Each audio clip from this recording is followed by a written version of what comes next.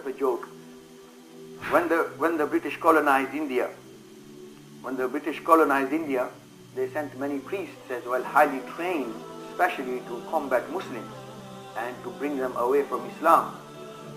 So the Christians, they know, they've also, particularly those who are in this field, they study the Quran, they study Muslim beliefs, just as we, many Muslims as well, who are into comparative religious studies, they also study Christianity and their beliefs as well, and their weak points and so on.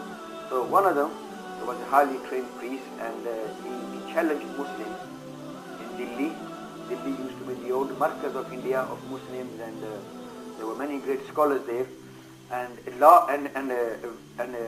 debate and a showdown was fixed in which the Christian priest was challenging the Muslims, and he challenged them, and he began his discussion by saying, "Where is Muhammad now?" Because we believe the Prophet is buried in his grave in Medina, and according to our belief, Isa alayhi salam is alive in the heavens, and according to Christian beliefs, Jesus, after being killed on the cross, then he was taken down and buried, and after 3 days, or after 1.5 days, according to the Bible, he was supposed to have been buried for 3 days, and then was supposed to rise, but he was buried on Friday evening, and Sunday evening, when they went back to check his supposed tomb where he was supposed to have been lying, it was empty. And so he rose, allegedly, from the dead, and then spent his few days roaming around. Then he rose to the heavens to sit on the right side of God. That's the Christian belief. And he was asked where he will be, and he said, "You will find me sitting on the right side of God."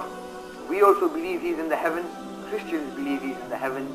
We believe the Prophet ﷺ fulfilled his mission and died in normal death and is buried in Medina.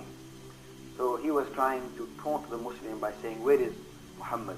So he was expecting the answer ﷺ to be in the tomb, in the grave, and then he was going to say, "Well, you also believe he's alive in the heavens.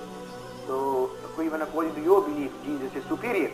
He is higher, Muhammad is lower. Na'udhu billah, sallallahu alaihi wasallam." So people who deal with debate, they have to be very sharp. You have to look, ahead of what or where the man is really coming from. So the man, when he said, "Where is Muhammad?" sallallahu alaihi wasallam. So Shah Abdul Aziz Muhaddis Darwi rahimahullah, he said, "He is next to God.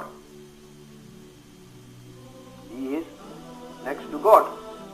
And then he said, "Well, what happened to your Prophet's grandson when he was dying in the plain of Karbala and all his family was butchered? If he was so close to God, did he not ask God to have mercy upon his family and to protect his children, grandchildren, all their family, women, children, when they were dying and being butchered in the plain of Karbala?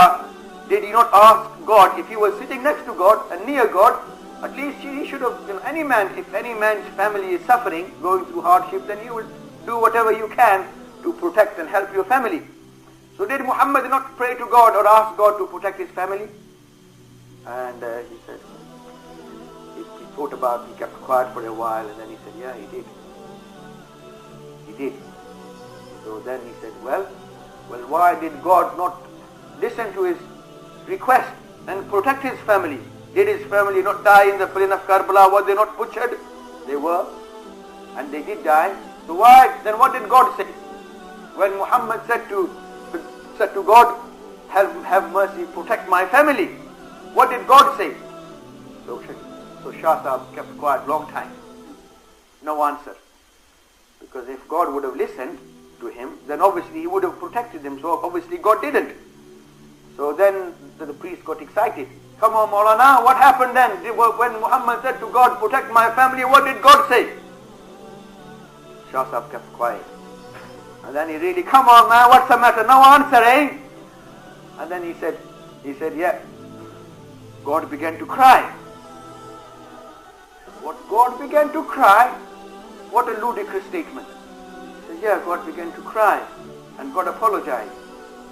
Because what? God apologized. Why? And God said, "Muhammad, how can I protect your family when I couldn't protect my own son?" Because his son died on the cross, na'udhu billah, yeah? And he said, "If I couldn't protect my own son on the cross, How can I protect your family in the plain of Karbala when they are surrounded by tens of thousands of troops?